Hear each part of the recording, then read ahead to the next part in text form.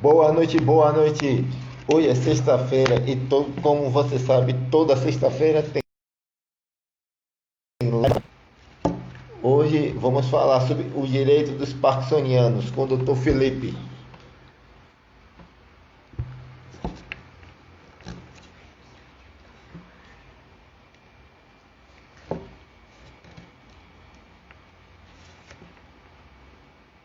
E hoje tem uma surpresa também.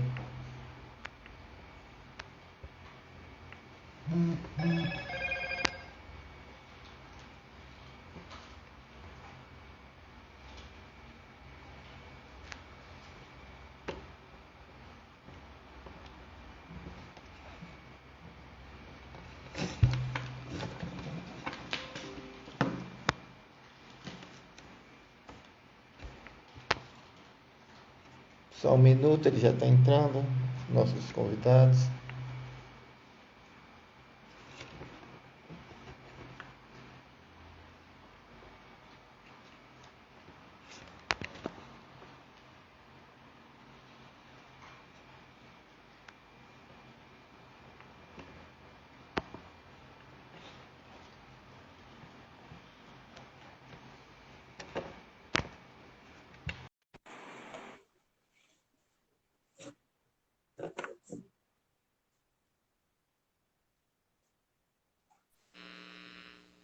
Olá.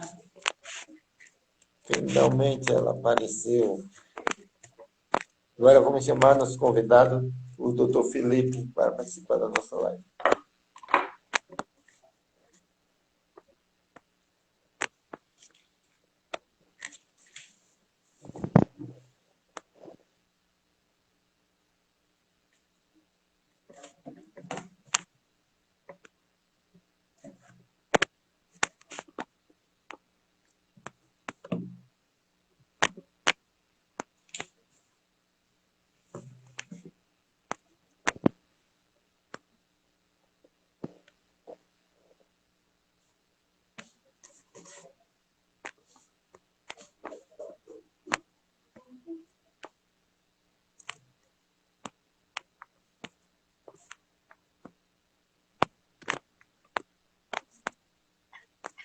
Olá, Olá, boa noite, Dr. Felipe, tudo bem? boa noite, Oi, tudo boa bem? noite. Tranquilo.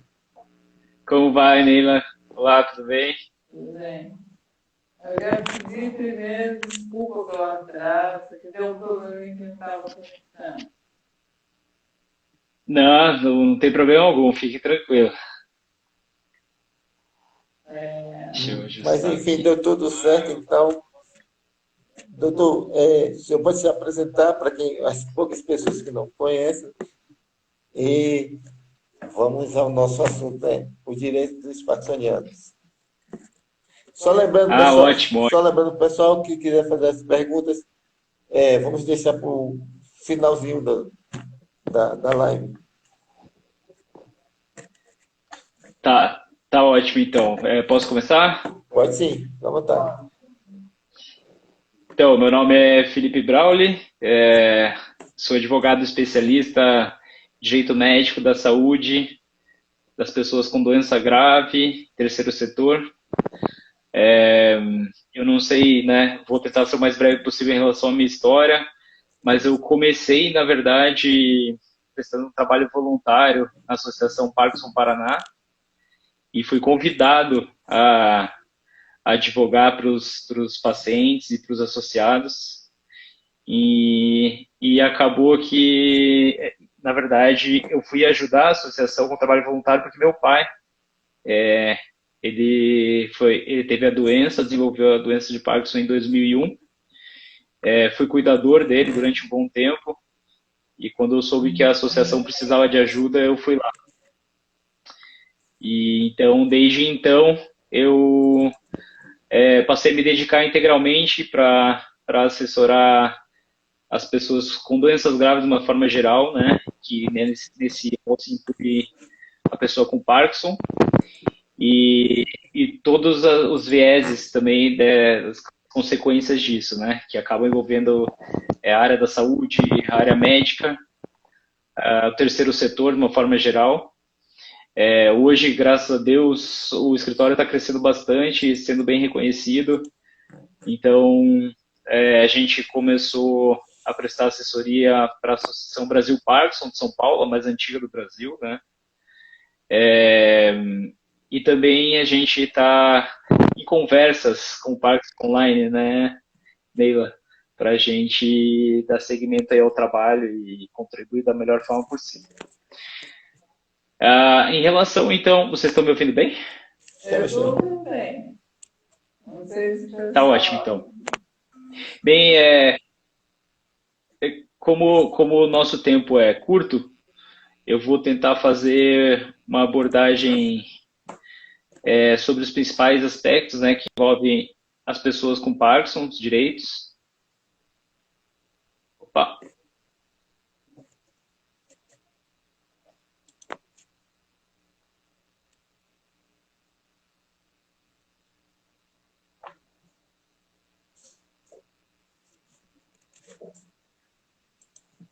Deu uma travada. Tudo certo agora? Tudo certo. Sim, tudo tranquilo. Tá. Vamos lá, então, tá? Bem, eu não estou vendo as perguntas, daí a gente vai deixar para o final, é isso, né? Isso. Tá, então assim, eu costumo dividir como as pessoas com doenças graves, elas encontram direitos em diversas legislações, né, aqui no nosso país. Então, a gente tem direito na Constituição, tem direito na parte tributária, direito na área da saúde. Então, eu costumo dividir esses direitos em alguns grupos. Então, falando rapidamente deles, dentro da saúde, né, as pessoas com Parkinson, eu acho que o mais importante é ressaltar que tem direito à obtenção de medicamentos gratuitos, custeados tanto pela União como pelos estados e municípios, né? No Paraná, a Parkinson Paraná tem um convênio com o estado e município para as pessoas retirarem diretamente os medicamentos direto na farmácia da associação. Mas, enfim, vários medicamentos são custeados, a maioria deles, né? E os mais caros são custeados pela União, distribuídos pelos estados e municípios. Em relação a isso, eu acho que nenhuma problemática. Houve a falta recente agora do Pramipexol, né? Só que isso acontece normalmente. O Prolopa? Isso, o Prolopa está em falta em alguns estados também. E isso acontece normalmente, por exemplo, o Pramipexol é produzido e adquirido, na verdade é produzido por várias farmacêuticas, indústrias farmacêuticas, mas a principal que a União compra é o Farmanguinhos. Então, normalmente eles atrasam a entrega quando a União demora para fazer a compra, né? No Paraná, isso normalmente se estabiliza no máximo em um mês, acaba não acontecendo, não tendo muito risco para os pacientes, né? Mas se demora mais que isso, as pessoas têm a falta de medicação, já começa a comprometer, é possível acessar o Ministério Público. Eu acredito que seja o caminho mais célere, porque o Ministério Público normalmente tem um diálogo direto com os entes federativos, né? O Estado, o município ou a União. Isso faz com que a pessoa, na verdade, economize tempo e dinheiro, né? Então, quando você aciona o Ministério Público, normalmente esse problema resolve. Mas, se não resolver, é possível entrar com mandado de segurança, etc. Que mais? Dentro da saúde, o parkinsoniano tem direito a procedimento cirúrgico através do SUS. Tem toda a problemática envolvendo o plano de saúde, aquela parte do home care também. Enfim, eu acho que a gente não pode... Oi? Isso. Eu vou passar rapidamente então pela saúde para a gente ir que normalmente que as pessoas têm mais dificuldade, né? Que é a parte de obtenção de isenção de tributos. E também na parte da aposentadoria, né?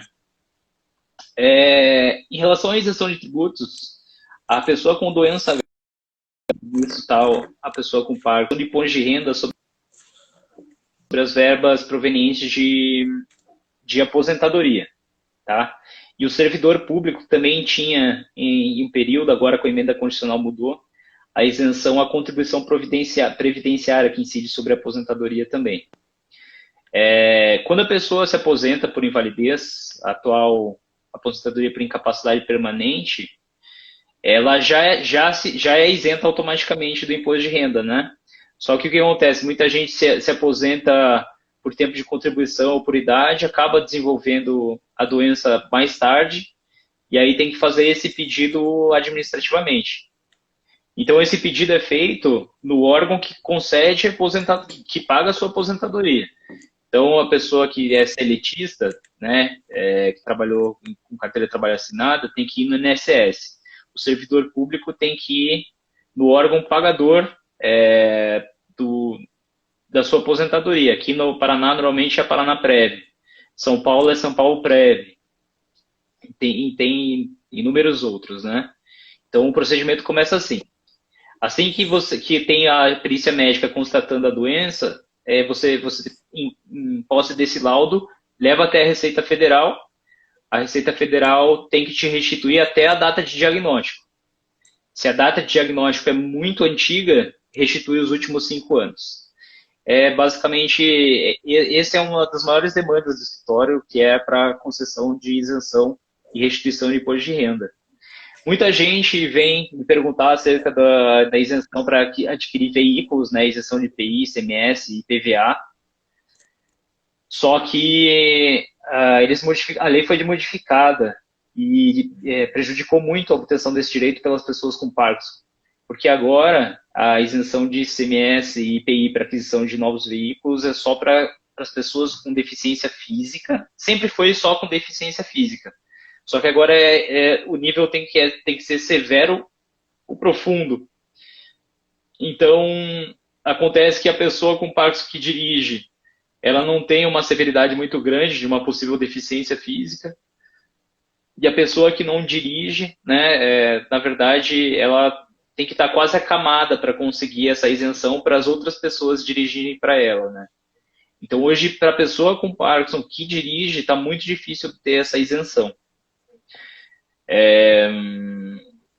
Em relação ao IPVA é a mesma coisa, mas vários estados vinculam a isenção do IPVA do ICMS e do IPI. Então fica tão difícil quanto. Então eles foram se adaptando e colocaram a severidade como um requisito para conseguir essa isenção. Então hoje está muito difícil. Que mais? Outra demanda, se vocês dois quiserem fazer alguma pergunta, fiquem à vontade, tá? Ok. Outra demanda que é muito frequente no escritório é em relação à aposentadoria, né? Muitas pessoas com Parkinson jovens têm dificuldade de se aposentar porque a maioria dos médicos não conhece a fundo a doença, né? E as suas consequências. Assim, tem pessoas jovens que querem continuar trabalhando e esse não é o problema. Na verdade, é quando a doença realmente, ou o trabalho é muito estressante ou exige demais da pessoa, muita concentração, né? A pessoa começa a ter dificuldades de efetuar o seu trabalho. E aí, esse trâmite para conseguir um auxílio-doença ou aposentadoria por invalidez, esses termos mudaram, tá? Eu vou usar esses termos antigos são que as pessoas mais conhecem. Para conseguir é muito difícil, né? Porque passa por uma perícia médica que normalmente não conhece a doença e reputa que a pessoa normalmente está apta a continuar trabalhando. Então, assim, que dica que eu posso dar, né? Que diminui o risco de um insucesso, né? Primeiro, um amparo médico muito grande, né? Vários laudos médicos atestando a incapacidade para exercer a profissão. E também, se estiver trabalhando, que a empresa direcione a pessoa para a obtenção do auxílio-doença. Então, a empresa licencia a pessoa, e com base num laudo médico do trabalho, dê entrada no procedimento para auxílio-doença. Isso faz com que o trâmite seja menos difícil para conseguir esses benefícios por incapacidade, né? Mas, assim, é um grande problema que a gente enfrenta, de fato, o judiciário e o INSS, normalmente, interpretarem as pessoas com doença de Parkinson sempre aptas a executar trabalho. Então, eu tive um caso de uma pessoa que trabalhava no porto com máquinas de guindaste para mover containers, e ele ficou em auxílio-doença, mesmo com o Parkinson, ficou em auxílio-doença 3 anos, sempre pedindo que ele voltasse para o trabalho. E por ele tinha 48, 49 anos. Então, você veja que é um trabalho extremamente delicado, estressante, e mesmo assim, os médicos peritos, por ele ser um pouco jovem, interpretavam que ele deveria voltar ao trabalho, deveria exercer outra função. Então, a gente conseguiu uma decisão favorável para ele continuar recebendo auxílio-doença, e nesse meio tempo, a assistente social teve que ir lá e demonstrar que ele não poderia mais trabalhar.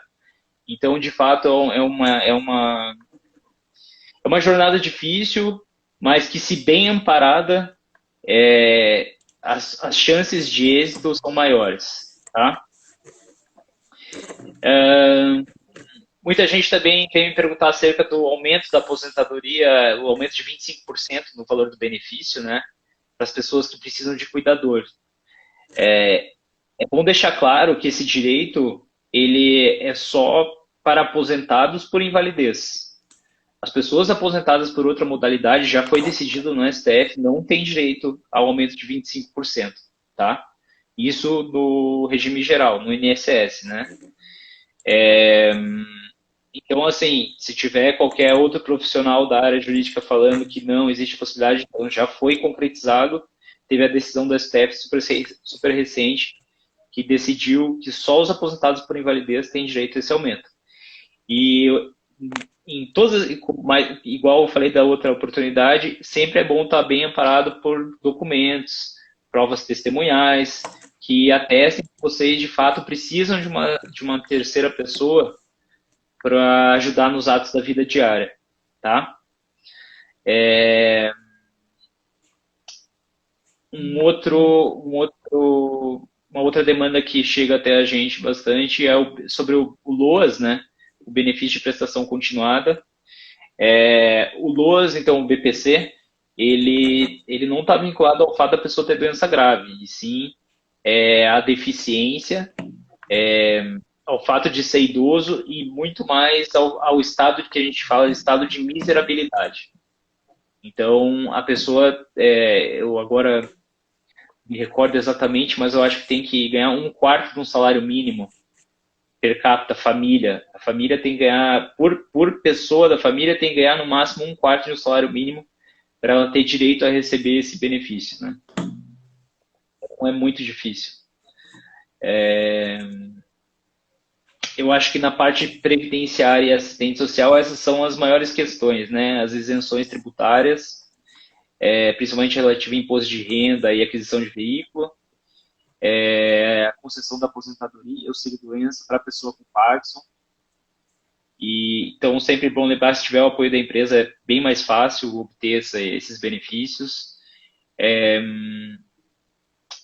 O benefício de prestação continuada, então, eu acabei de comentar com vocês. E eu acredito que seja isso dentro dessa parte da Previdência, da parte de isenção.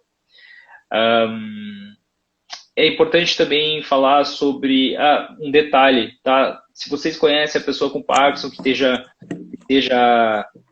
não em um estado de abandono, mas que os filhos não ajudam, né, e não tem dinheiro e não conseguiu o PC, eles ainda têm direito a receber alimentos por parte dos filhos. Então, se a pessoa mais velha tem filhos e está sozinha, sem recurso, é importante falar para ela procurar um Ministério Público, ou então a Defensoria Pública, ou então, né, um advogado que possa ajudar, e em busca dos alimentos, que os filhos paguem os alimentos, tá? Essa é uma das saídas que a gente encontra quando a pessoa não tem alternativa, teve o BPC negado na justiça. Então a gente acaba correndo atrás da família para tentar ajudar essa pessoa, tá? Importante falar, a isenção do imposto de renda, ela também se aplica aos planos de previdência privada.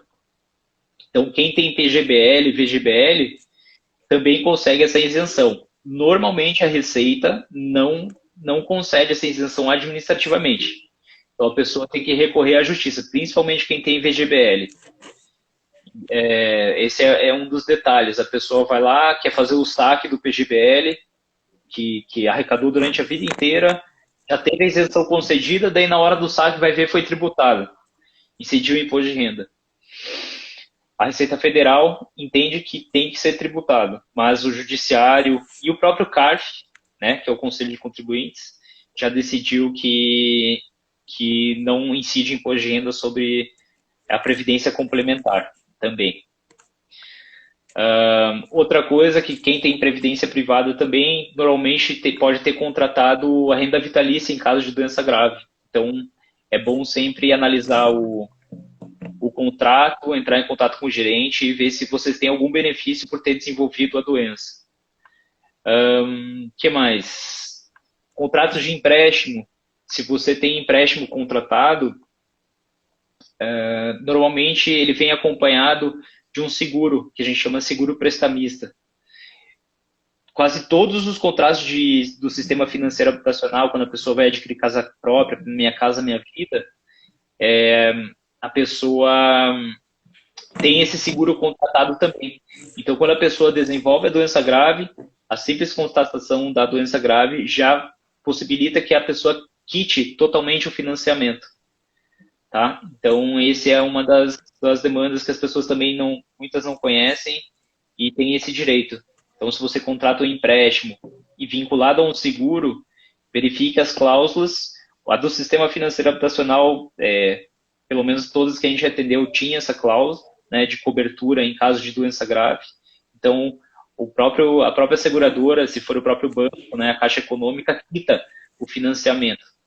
E daí a pessoa fica com o imóvel quitado, tá?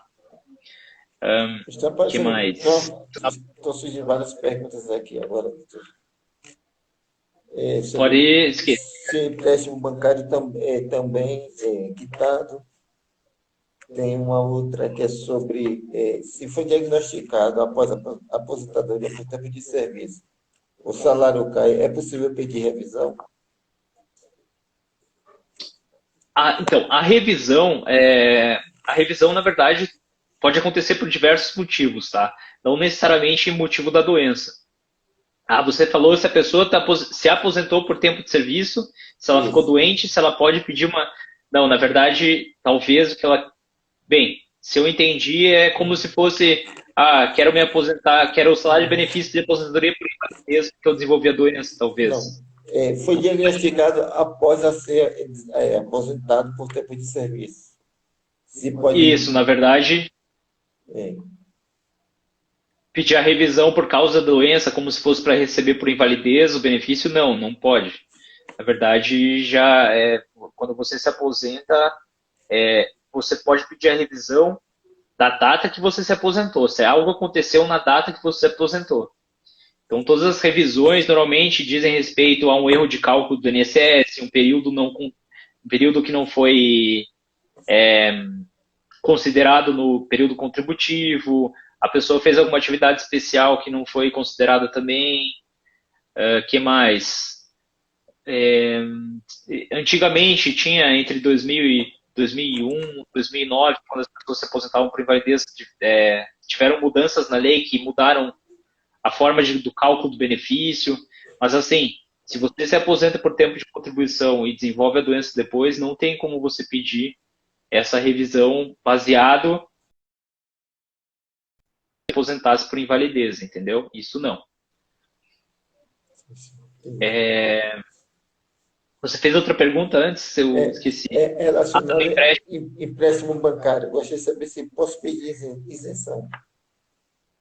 Então, na verdade, assim, o empréstimo bancário, nem sempre. Ele é oferecido com um contrato de seguro também, que a gente chama de seguro prestamista.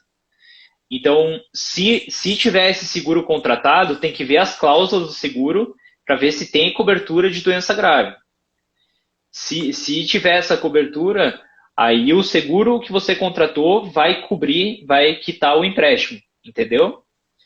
Mas, como eu disse, no sistema financeiro habitacional, quando você vai contratar um Minha Casa Minha Vida, o financiamento para a casa própria, tem esse seguro contratado automaticamente. E dentro desse seguro tem essa cláusula de cobertura para doença grave. Então tem que verificar isso. Cada caso é um caso, né? Nem todos os empréstimos são feitos com o seguro prestamista contratado. Tem uma pergunta sobre o pessoal da parte também, sobre o tempo de contribuição para o PTU. O tempo de contribuição, puxa, ele varia, e agora a emenda constitucional simplesmente, né, mudou tudo. Então, a gente entrar nos detalhes desses tempos, eu acho que é muita minúcia. Mas, assim, para a pessoa, vamos lá, para o que importa, para o Parkinson, para a pessoa com Parkinson, na verdade, se quiser se aposentar por invalidez, que hoje estão chamando de incapacidade permanente, estão chamando numa legislação, chama de incapacidade permanente,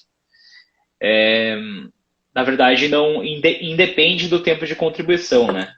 E agora tem um detalhe pior, porque diminuiu o benefício de quem se aposenta por invalidez. Antigamente, pegavam os 80% maiores salários e daí fazia uma média. Dessa média, a pessoa recebia 100% se aposentasse com o Parkinson, que é considerado uma doença grave, né, pela legislação.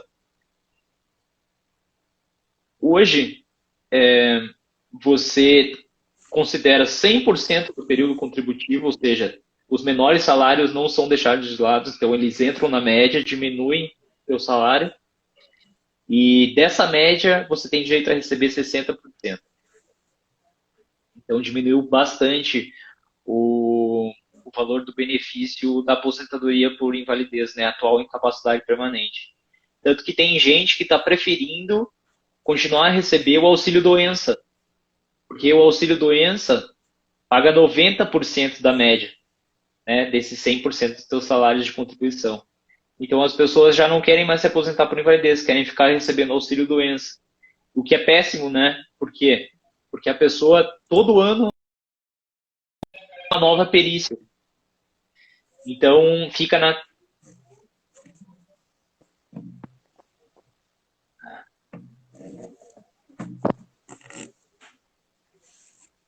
Oi?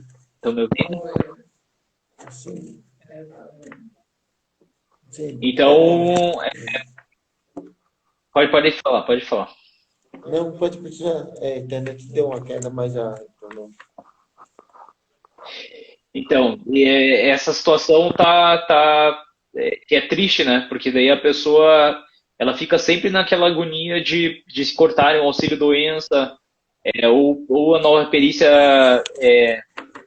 ordenar que ela retorne ao trabalho. Tudo porque essa legislação, essa emenda constitucional prejudicou demais a vida das pessoas com doenças graves, né? Com certeza.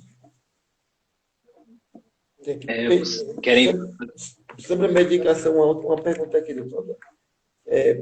O pedido de medicação por conta do governo vale para todas as medicações do Parkinson? Não, na verdade, valem só para os medicamentos que foram aprovados para integrar a lista de medicamentos disponibilizados pelo SUS. Então, é um trâmite que eles normalmente demoram de 1 a 2 anos para internalizar essa medicação, né, para ser disponibilizada pelo SUS. E a partir daí, essa medicação, através da compra dela pela União, ela é distribuída e a responsabilidade de distribuição é dos estados e dos municípios. Então, não é toda a medicação.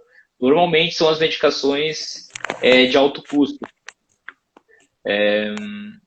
Que me fugiu o termo agora, a LME, e esqueci como ele tem uma denominação específica para esse tipo de medicamento, né? mas não são todos os medicamentos, infelizmente. Alguns medicamentos recentes, inclusive eu fui questionado a última vez que eu estive em São Paulo, e então tem um medicamento bem recente O que Xarada. eu acredito que sim, que seja mais eficaz, que é mais eficaz, só que quando você tem um semelhante disponibilizado pelo SUS, muito difícil ele integrar esse rol, essa lista de medicamentos.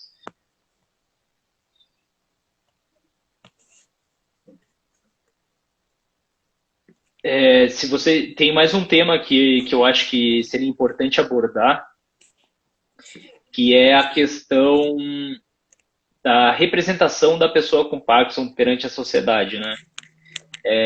Foi uma dificuldade que eu encontrei quando eu estava com meu pai, porque chegou um momento que a doença, quando eu já estava com 15 anos de doença, ele tinha, avançou bastante e ele já não conseguia mais assinar documento ou ir ao banco, esse tipo de coisa. Então, muitas famílias atravessam essa dificuldade, né? Os filhos, os cuidadores, as esposas, os maridos, normalmente acabam se deparando quase sempre com uma situação dessas, né? A pessoa já não é mais capaz de decidir por si, e a pessoa também não tem a representação, não tem a legalidade para representar a pessoa com Parkinson, né? Então, é sempre importante, né, a família e a pessoa com Parkinson atentar para isso, tentar formalizar essa representação, né? Ou através de uma procuração, ou através do Poder Judiciário. Então, o que acontece? Normalmente as pessoas conseguem uma procuração, só que daí a pessoa acaba piorando. Então, hoje existe uma figura no ordenamento que se chama termo de decisão apoiada. O termo de decisão apoiada, o que acontece? A pessoa, o parkinsoniano, vai até o judiciário e indica duas pessoas para auxiliar ela nos atos que ela quiser. E a partir desse momento, o judiciário formaliza como se fosse um termo, né? Desse termo, claro, termo de decisão apoiada, formaliza duas pessoas para ajudar ela no dia a dia. E essas duas pessoas frequentemente têm que prestar contas. Então, aquela figura da curatela, né, que vem a interdição, né, a pessoa já não tem capacidade de dizer, basicamente, isso está cada vez mais sumindo. Né? Só se a pessoa realmente está muito mal acamada, né, não está mais consciente, que isso normalmente se aplica. Então, o que eu indico? Que se vocês têm uma pessoa da família que ajuda, né, auxilia no dia a dia, formalizem isso através de uma procuração. Se vocês se sentirem não estão mais conseguindo fazer as coisas do dia a dia, né, que precisam de um amparo maior, considerem esse termo de decisão apoiada. Por quê? Porque para a família é desgastante, é triste, né? Foi um momento, por exemplo, da minha vida muito, muito ruim, onde a gente queria ajudar, queria fazer as coisas, só que já não podia mais, né? E daí nada estava formalizado. Então isso evita muito problema mesmo, no dia a dia das famílias, dos cuidadores e das próprias pessoas com Parkinson, tá?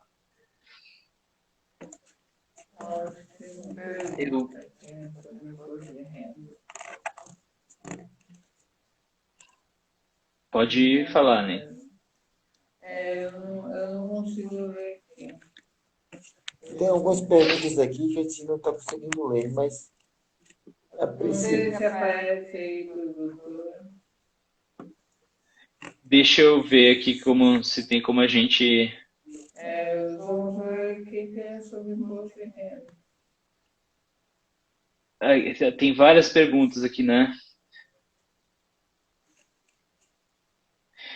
Eu estou vendo aqui do auxílio doença.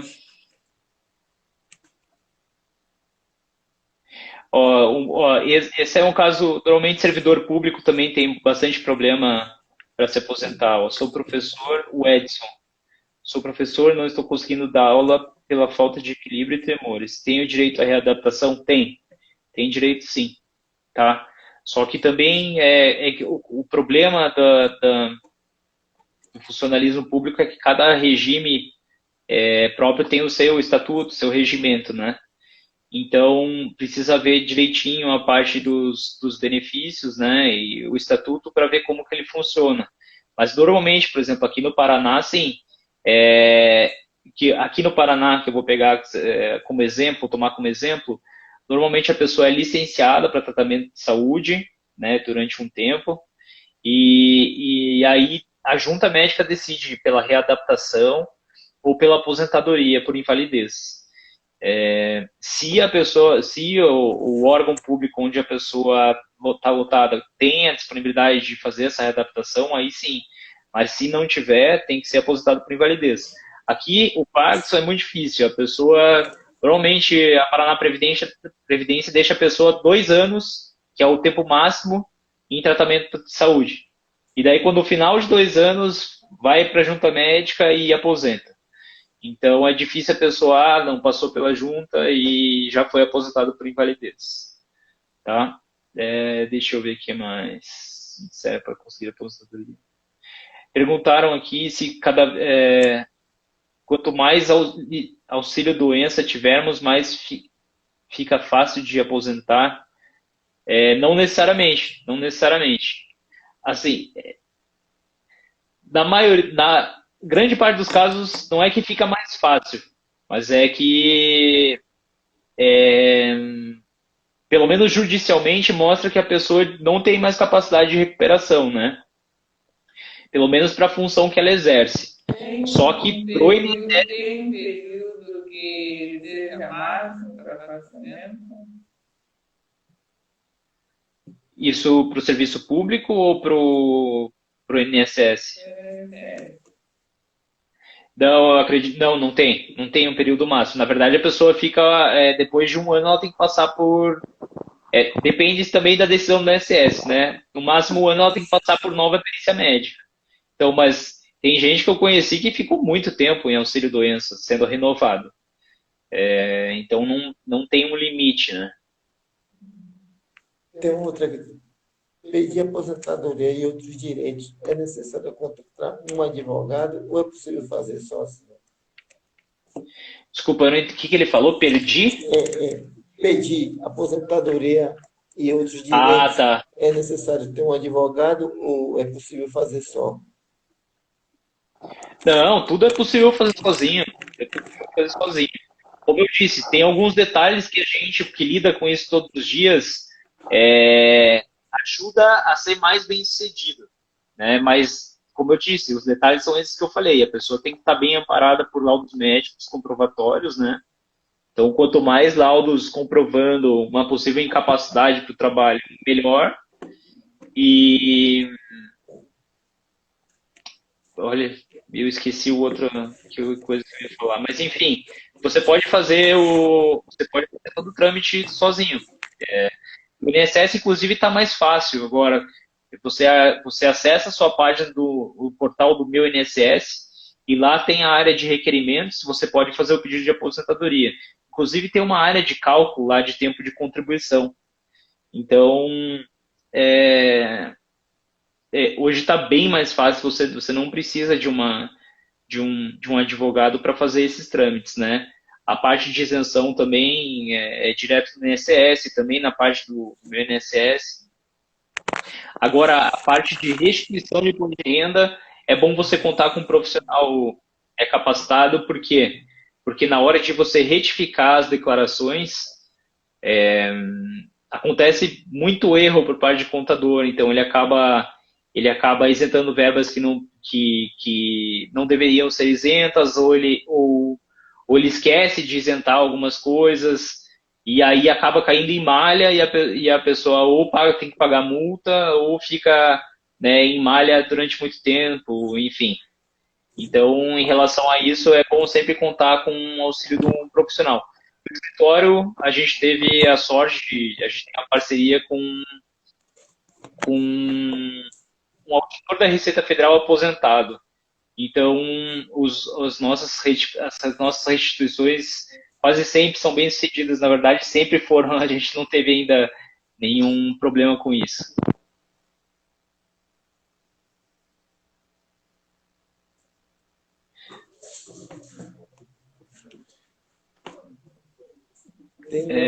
Não sei.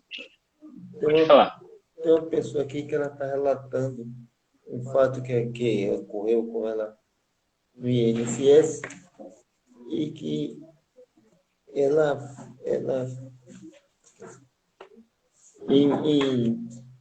fui no INSS me arrastando toda torta. O médico mal olhou na minha cara, não fez pergunta pertinente, saí de lá me sentindo super humilhada. Praticamente já sabendo a resposta, indeferido. Fiquei muito mal. Passei até dar fim em minha vida, minha própria vida, só não sei a batalha que está sendo até ter que trabalhar. Mas decidi esquecer isso e tocar a vida. Bom, eu acho que pelo fato ocorrido, não é motivo de querer tirar a própria vida, né? Basta, como o doutor falou, correr atrás de um profissional, já que ela se sentiu que não foi como ela quis, e correr atrás de um profissional e que capaz para poder resolver o problema dela. Eu compreendo, desde que eu comecei a atender na associação há quase 6 anos atrás, já atendi muita gente que passou por situações semelhantes, de humilhação, de falta de conhecimento, ignorância, né? Eu sei que é difícil, né? Antes eu ficava muito bravo com isso. Eu também me sentia ofendido, mas a gente tem que entender, nós somos obrigados a tentar compreender o que se passa ali naquela situação. E o que se passa é que esses médicos peritos atendem muita gente, eles acabam ficando com atendimento não humanitário, né? E muita gente tenta se aposentar sem ter o direito. Então, o que acontece? Eles acabam criando um preconceito com quem vai lá para se aposentar por invalidez. Somado ao preconceito que eles acabam adquirindo, tem a ignorância em relação à doença. Por mais que sejam neurologistas, é muito difícil a pessoa ser especialista em distúrbio do movimento, etc. Antigamente era mais fácil. Hoje em dia, existem médicos peritos que já estão mais capacitados para atender pessoas com Parkinson, neurologistas, né? Mas assim, é triste porque volta e meia você se pega aconselhando uma pessoa a ficar 24 horas sem tomar um medicamento para que ela chegue lá de fato bem travada, bastante tremor, porque daí demonstra para o médico o real estágio da doença, né? E só que assim, como eu disse, se você tem todos os embasamentos, se você chega lá apresentando você tem em mãos vários atestados médicos, tá? Por mais que você passe por essa humilhação, quando você sair dali, você vai ter a oportunidade de ingressar na justiça e correr atrás do seu direito. Então, assim, de fato não dá para esperar muito dos peritos do INSS em relação ao Parkinson. Mas é bom ter em mente, tentar compreender o que acontece e não se preocupar muito, sabe? Porque você vai ter a oportunidade com essa negativa de ingressar com uma demanda na Justiça Federal e tentar que o juiz lhe conceda essa aposentadoria. Para isso, você vai precisar demonstrar de fato que você não tem a capacidade mais de elaborar, né? Que o Parkinson está prejudicando o seu trabalho. E isso você faz, como eu disse, com o máximo de opiniões médicas possíveis, principalmente neurologista e médico do trabalho. Então, nem que você contrate um médico de trabalho por fora, particular, mas que ele demonstre que você não tem mais a capacidade de exercer aquela profissão, tá? Tem uma outra pergunta aqui agora. O imposto retido após o diagnóstico é facilmente recebido ou é um processo demorado? O imposto de renda retido após o diagnóstico, se ele é facilmente recebido, Isso. como eu disse, depende. Se for sobre o teu benefício, né, que você recebe de aposentadoria, ele no mesmo ano que você faz o pedido, ele é facilmente recebido. Algumas vezes eles acreditam novamente na conta. E a restituição depende de como você faz, também pode ser tranquilo. Então, se você, como eu disse, se você tem um bom profissional que lhe auxilie nessa parte de retificar as declarações anteriores, aí é mais fácil. Agora, se você tem previdência complementar, previdência privada, aí dificulta um pouco mais, porque vai precisar, a Receita não entende que você é isento, e aí, na maioria das vezes, você vai precisar demandar na justiça esse direito.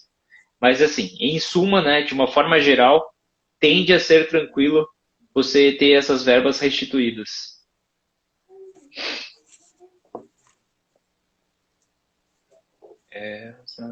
Aqui tá. Aqui perguntaram só se for o condutor para isenção, provavelmente de IPI e ICMS, só se for o condutor. Na verdade, não, assim, não é só se for o condutor. Essa isenção é concedida para a pessoa que apresenta uma deficiência física, né, ou uma deficiência mental, né, ou visual. Então, ou autista também. Então, a pessoa não precisa dirigir necessariamente. Se a pessoa tem a deficiência, ela pode nomear 3 pessoas para dirigirem o veículo por ela, né? Então, não precisa ser só o condutor. A pessoa que não dirige também tem direito a ter um veículo isento de imposto de IPI e ICMS. De estacionamento, transporte público. Tem essa questão também do transporte público. Normalmente o transporte público, né, segue as legislações locais, mas as que eu tive a oportunidade de analisar, normalmente não está vinculado ao fato da pessoa ter a doença grave. Ela está vinculado ou a deficiência física também, ou a idade, ou a capacidade de renda dela, assim como o IPTU. O IPTU é a mesma coisa. Ele dificilmente está ligado somente ao fato da pessoa ter doença grave. Normalmente, ou é comprometimento físico, né, a presença de deficiência física, e a renda dela. Tá? Mas tem alguma coisa que fala sobre fazer o tratamento em outra cidade, outro estado, tem gratuidade de transporte coletivo?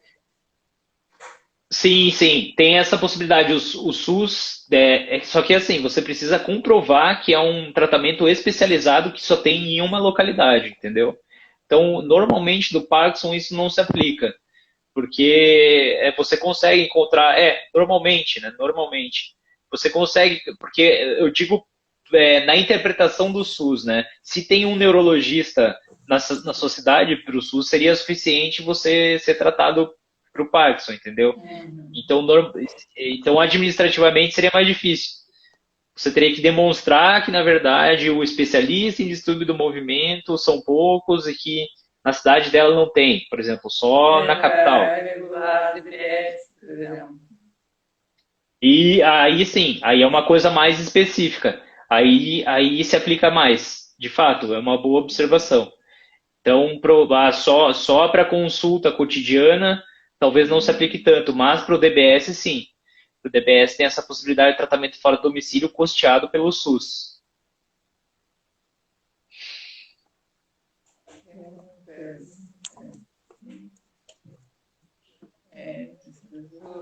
Desde 2010, eu fui diagnosticado em janeiro de 2020 com Parkinson. Ainda pago imposto de renda. Eu tenho direito de isenção. Ele é aposentado? Ou ela? Desde janeiro de 2020. Ela tem o Parkinson desde janeiro de 2020, essa pessoa. Foi diagnosticado em janeiro de 2020. E ainda paga o IR. Teria direito de isenção. Se ela já é aposentada, sim, né? Ela tem direito à isenção. Lembre, a isenção do imposto de renda é só sobre as verbas provenientes de aposentadoria e previdência complementar. Então, se a pessoa já é aposentada, sim, ela tem direito à isenção de imposto de renda.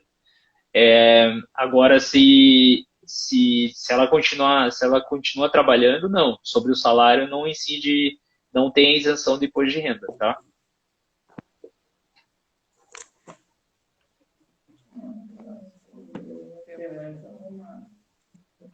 Por enquanto não. O pessoal tem mais alguma pergunta? É o momento. Faz um ano que começou meu processo de aposentadoria. Quando sair, pega o retroativo? Pega. Sim. Se você entrou com o pedido e está demorando todo esse tempo, quando sair a aposentadoria, você vai receber todo o retroativo. E aí é importante que se for né, se, por exemplo, faz um ano que você entrou com pedido de aposentadoria, mas foi por tempo de contribuição. E aí, nesse meio tempo, você desenvolveu o Parkinson. Então, quando você recebeu o retroativo, você precisa informar no INSS que você está com a doença e pedir a isenção, tá? Que senão você vai ter que fazer um procedimento específico para isso, para restituir esse imposto de renda das verbas retroativas. Quanto tempo de MEI pode dar entrada na aposentadoria? Na verdade, o independente de ser MEI ou não, vai seguir o padrão comum do tempo de contribuição, que agora eu esqueci o tempo, mas enfim, não tem um tempo específico só por causa que é MEI, né? Tem uma pergunta aqui sobre o seguro de vida. Se é possível resgatar o seguro de vida após o diagnóstico, pelo diagnóstico. Na verdade, assim, o seguro de vida, você precisa ver se ele tem a cobertura, se cobre esse sinistro do fato de ter manifestado doença grave, né? Tem seguros de vida que só tem a cobertura mesmo em caso de morte ou acidente, né? Ou às vezes ainda as consequências de acidente, né? O fato de desenvolver alguma sequela em relação ao acidente. Mas a doença grave em si, ou a incapacidade funcional, que a gente chama, ou a incapacidade para o trabalho, precisa ter a cobertura específica disso. Então, acho que essa fase aqui quanto ao seguro de vida. Os seguros só querem pagar o prêmio se o paciente estiver terminal. Vale a pena colocar na justiça? Então, é exatamente isso que a gente está falando. Assim, na verdade, não é só quando estiver terminal. Na verdade, a pessoa tem que estar com comprometimento para os atos da vida diária, né? Então, depende de você precisa ler bem os termos de cada seguro. Tem seguros que pedem que, de fato, a pessoa esteja em estado praticamente terminal, mas tem outros que fazem a cobertura só da incapacidade mesmo da pessoa, a incapacidade funcional. E aí, cada um normalmente detalha essa incapacidade de uma forma.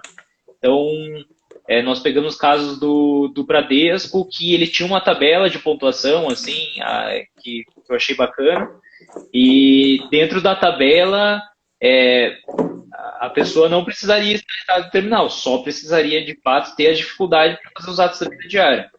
Agora, teve um exemplo da Caixa Econômica que deixava esse conceito aberto. Então, assim, dependendo do que o seguro trouxer ali no regulamento, aí você talvez tenha a possibilidade de ingressar em juízo em caso eles neguem. Só que também precisa tentar para o prazo. Se eles negaram, você tem, se eu não me engano, 1 ano para ingressar com uma demanda para conseguir a cobertura de seguro. tá? Então tem que tentar sempre para esses prazos também. E também não pode, se você desenvolveu a doença há muito tempo, você também precisa cuidar com isso, né? Em tese, eles falam que você, assim que descobriu a doença, já tem que informar a seguradora. Então, tem que atentar para esses detalhezinhos aí.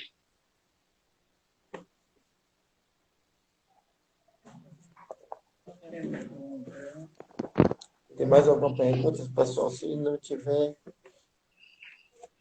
nós vamos dar encerramento ao nosso bate-papo. Doutor Felipe.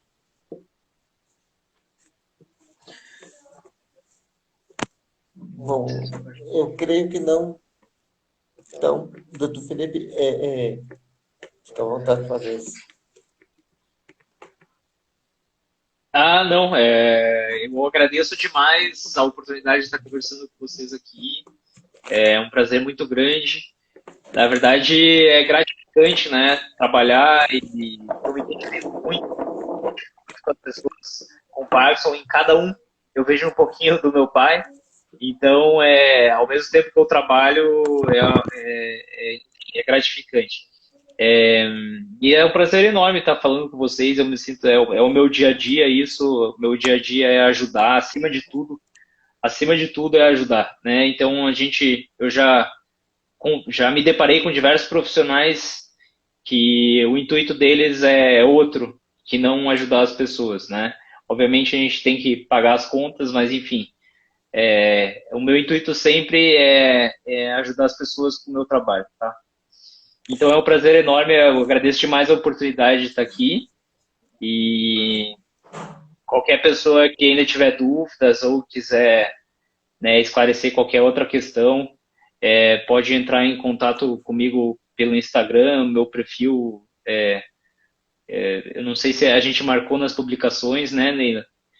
Ou a Neila tem meu contato, o pessoal da Parkinson Online tem o meu contato, então fiquem à vontade para me acessar. O perfil é Oliveira Brauli, quem tem curiosidade, e daí pode mandar um direct ou mandar um e-mail.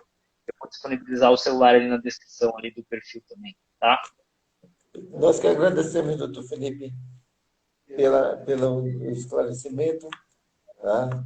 E aí, é isso aí. Quem tiver mais alguma dúvida, quiser esclarecer mais alguma coisa que não ficou, que não teve tempo de perguntar, é só entrar em contato com a Agile Parkinson Online ou no perfil do doutor Felipe, e que nós estamos sempre aí disponíveis para ajudar a todos. Leila, alguma coisa? Não, queria agradecer por vir aqui, pela disponibilidade de vir aqui conversar com a gente. E para o pessoal Eu que que agradeço. tiver alguma dúvida durante a semana surge, a gente vai conversando. Tá ótimo. Gente, boa noite a todos. Mais uma vez, Boa obrigado, noite. doutor Felipe. E até. Eu que agradeço a oportunidade. Nós que Até agradecemos mais. a honra de ter o doutor aqui conosco. Tá? Até a próxima sexta-feira com mais uma live do Parques Online. Obrigada, doutor. Até mais. Obrigado. Tchau. Tchau.